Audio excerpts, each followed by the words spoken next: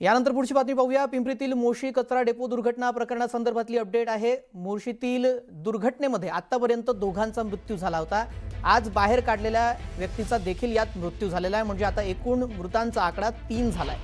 मोशीमध्ये आतापर्यंत 14 जणांना वाचवण्यात यश आलं। अजून 7 जण आहेत जे ढिगाऱ्याखाली अडकल्याची शक्यता आहे। दरम्यान या दुर्घटनेच्या संपूर्ण चौकशीचे आदेश मुख्यमंत्री देवेंद्र फडणवीस यांनी सुद्धा दिलेले आहेत।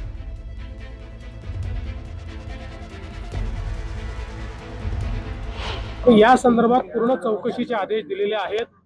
पहिलं आपलं काम हे त्या ठिकाणी लोक बाहेर काढणं किंवा तिथली रिलीफचं वर्क हे आपली पहिली प्रायोरिटी होती। ती प्रायोरिटी आता संपते।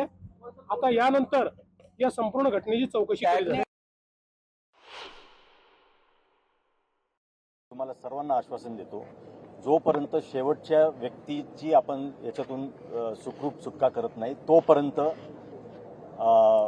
हे ऑपरेशन आज ज्या पद्धतीने चालू आहे त्याच पद्धतीने चालणार आहे। एनडीआरएफ ही भारतातली नावाजलेली रेस्क्यू करणारी टीम आहे आणि एनडीआरएफ सुद्धा कुठलंही ऑपरेशन अर्धवट सोडत नाही आणि ही माझी वैयक्तिक जबाबदारी असणार आहे की हे ऑपरेशन पूर्ण केल्याशिवाय आम्ही हे थांबवणार नाही। शासनाच्या वतीने माननीय मुख्यमंत्री महोदयांनी 5 लाख रुपये जाहीर केलेले आहेत। महापालिकेने 10 लाख रुपये जाहीर केले आहेत आणि कंपनीने रुपये 25 लाख जाहीर केले आहेत। 25 लाखाव्यतिरिक्त कंपनी त्या व्यक्तीच्या घरातील एकाला नोकरी देणार आहेत। त्याचप्रमाणे जर लहान मुलं असतील तर त्यांचं पूर्ण शिक्षण हे कंपनी करणार आहे।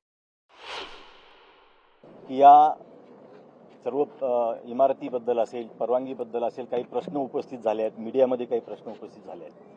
मी आपल्याला आश्वासन देतो की या सर्व बाबींची सखोल चौकशी आम्ही करणार आहोत। मग जे कोण जबाबदार असतील, कोणतेही अधिकारी जरी जबाबदार असतील, कंपनी जबाबदार असेल, त्याच्या विरुद्ध जी कारवाई कायदेशीर कडक कारवाई करायची आहे ती केली जाईल।